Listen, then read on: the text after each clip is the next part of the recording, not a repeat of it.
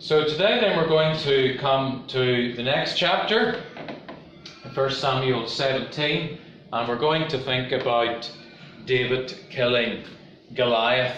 And so in chapter 17 it speaks of how the Philistines had gathered themselves against the children of Israel. And so they assembled at the valley of Elah. And what happened was that the two sides gathered. The Philistines were on one side, and then the children of Israel on the other. Now the Philistines had a great giant on their side, and his name was Goliath.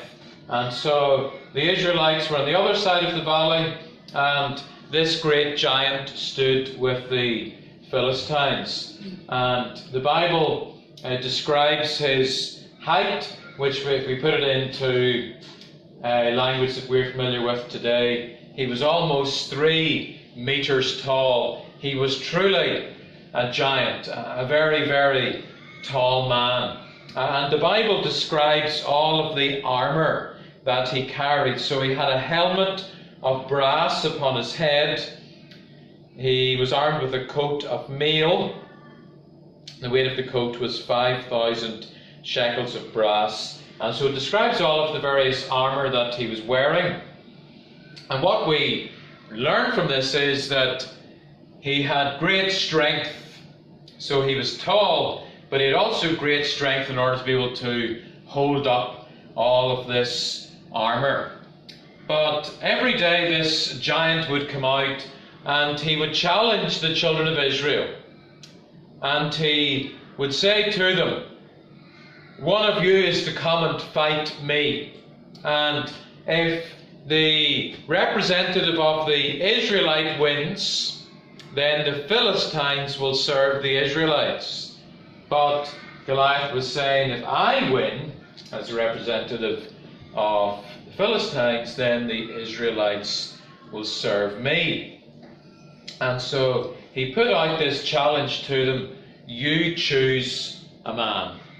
Choose a man that's going to come and fight against me, or give me a man. And so he was full of self-confidence that he would be able to destroy whoever the Israelites would appoint to come against him. Now, the children of Israel then are described as being greatly afraid. And as we think of them, they looked at the height of this man, they considered all of his strength, and they had nobody like him. The closest would have been Saul himself, the king. Remember how he was a tall man, but even he was insignificant in comparison with this great giant Goliath. And so we read that Israel was greatly afraid. The people were afraid, and there was great fear right throughout the camp. And Goliath reminds us of the devil. The devil brings fear, and the devil seeks to keep people in fear and in the bondage of fear. But the wonderful message of the gospel is that Jesus Christ has come to defeat the devil and to deliver from fear and to bring people into a relationship with Jesus Christ. And so the answer is not found in ourselves being able to defeat Satan. We can't do that. But there must be one who is able, and that is Jesus Christ. And so we'll come and see how that relates to this story in a moment or two. So at the war, at the battle, the children of Israel were afraid. Meanwhile, David was back home looking after his sheep. But his father, Jesse, wanted David to go to the battle to bring some food to his brothers. So 3 of David's brothers were involved in the battle, and Jesse then was saying to David, I want you to take this food and take it to the battle for your brothers. And the Bible describes the food that he was to bring. And so David set off and he went to where the battle was. And when he got there, he heard the great roaring and shouting of the giant of Goliath. And so the Bible says that he rose early to come, and as he was talking with his brethren, behold, there came up the champion, the Philistine of Gath, Goliath by name, out of the armies of the Philistines, and spake according to the same words, that's the words I've already described, and David heard them. Now, as those that were there that day heard what the Philistine was saying, again they were afraid. But David's response was very different. And so we read that the men of Israel fled, and they said, "Have ye seen this man?" Verse 25.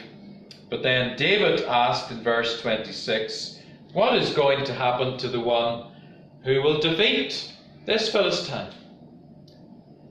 And now everyone else was afraid, and yet young David was saying, what will be done for the one that defeats him? And David's heart was stirred that this Philistine would be destroyed. And what stirred him was that the giant had defied the armies of the living God. You see, the Philistines worshipped false gods, dead gods. And the Philistine was speaking about Israel and the God of Israel as if the God of Israel was dead. But David said, the God of Israel is the living God. And so when he defied Israel, he was in effect defying the God of Israel.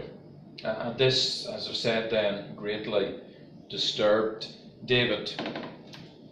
David's brothers, they heard David talking, and they were angry with what David was saying. And one of them accused David of being full of pride. You've come out of the pride to the battle to see what's going on. And they misunderstood David. And they certainly didn't see anything that he could do to bring about the destruction of Goliath. But David asked the question, is there not a cause? Is there not a cause? And David realized that this wasn't just something personal, that there was a cause in all of this. That was the cause of God, and that as David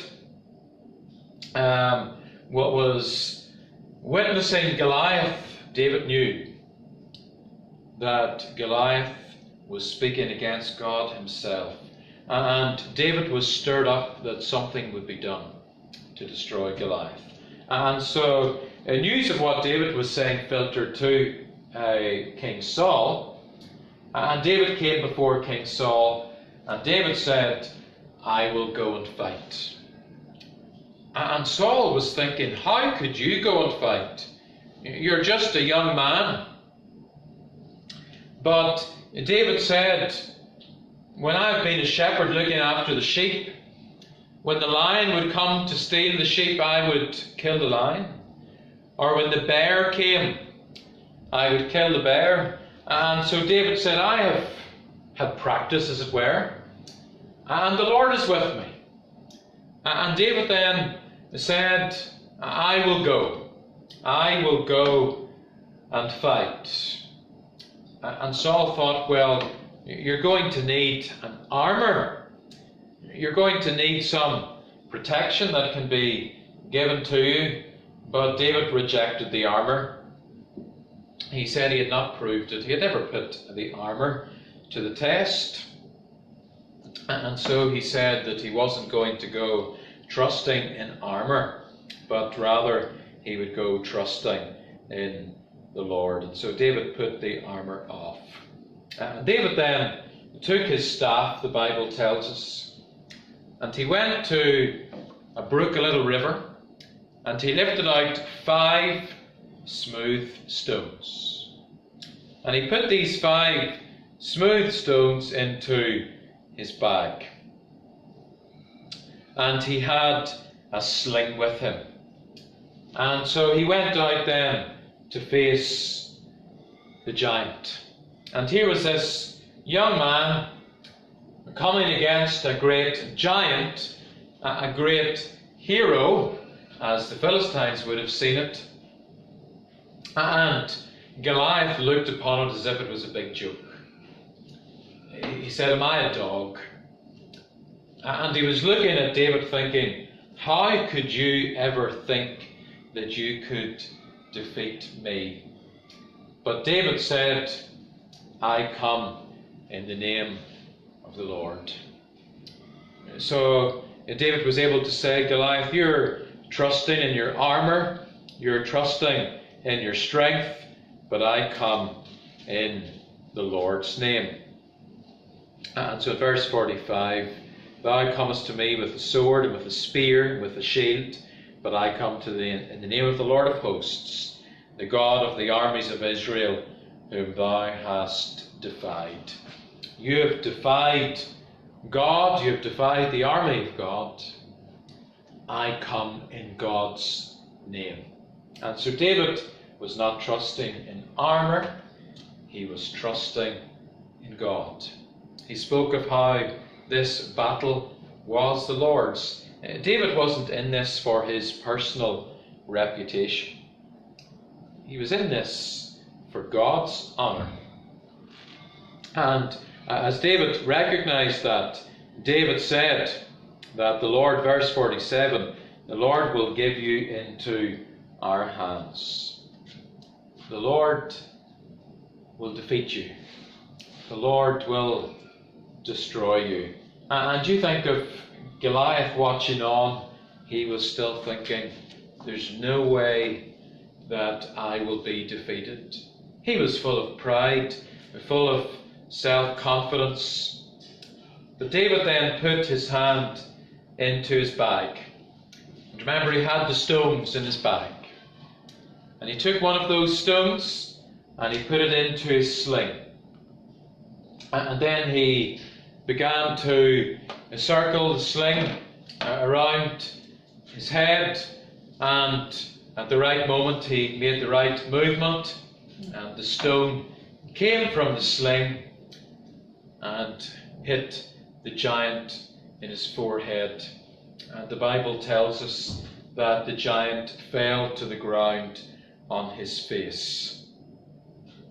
And so it says in verse 49, "David put his stone in his bag and took thence a stone and slang it and smote the Philistine in his forehead. And the stone sunk into his forehead and he fell upon his face to the earth." And David then took his sword and he ran and he cut off the head of the giant. Goliath was dead. The enemy had been defeated. And remember, the giant had said, "If you win, we will be your servants." But the Philistines didn't keep their part of the deal. They fled, and the children of Israel were able to pursue them. The victory was given to the children of Israel. And David then was recognized as the great hero of the children of Israel. And as David came back after the battle, people were singing, "Saul hath slain his thousands, but David his tens of thousands." That is, King Saul is a great captain of war, a great victor, but David is even greater. And Saul, sadly, was full of jealousy over this honour that was given unto young David. Now, this great story reminds us of the gospel. I remember how I said that Goliath reminds us of Satan. As Goliath had the people in fear, So Satan desires that men and women are held in fear. But just as David won this victory, so Jesus Christ has won a victory over Satan. And at Calvary, there was the destruction of an old foe. And as we think of the Philistines, they had long been the enemy of Israel. But now, this old foe is destroyed. And what happened at Calvary? That ancient enemy, the devil, was destroyed. Now, the Philistines still existed after this event, though severely weakened. And Satan still exists today, but severely weakened, and his doom is guaranteed. So on account of what Jesus did at the cross, we know that when Jesus comes again, that Satan will be destroyed forever. Satan will be cast into the lake of fire forever, into hell forever. And so then, at Calvary, Jesus Christ won a great victory. We think of how David was scorned by his brothers, he was misunderstood, but he was victorious. And when Jesus Christ came, many scorned him, many mocked him, and yet Jesus Christ was victorious. David's great purpose was to honour God, and as Christ came, his great purpose was to honour the Father. David didn't go to that battle out of self-promotion. He went that God's name would be honoured. And as David went and destroyed Goliath, so we are reminded then that Satan is defeated. And this is how men and women can be saved today. Satan has been defeated. What is the weapon that Satan uses against us? It is the weapon of us having broken the law of God. And so every one of us have broken God's holy law, God's commandments, and we are deserving then of punishment for our law breaking. But Jesus Christ has defeated Satan, and he has stripped Satan of his great weapon of accusation. Because all those that have trusted in Jesus Christ and believed in him, Jesus Christ has taken away all the record of our sin. He has forgiven all of our sin. In fact, Jesus Christ has made his righteousness to be ours. We are declared to be righteous as he is. And Jesus Christ then is described as being the advocate. He pleads for us. And his pleading is the evidence that Satan is indeed defeated. Satan is defeated. What is Satan's great weapon against the sinner? We have broken the law, and it's true. But Christ's great weapon in destroying Satan is this, that Jesus Christ has kept the law. And Jesus Christ has taken the penalty of the broken law. And thereby today we are invited to come and to trust in Jesus Christ and to know the great forgiveness of sin. So trust the Lord to bless his word to our hearts.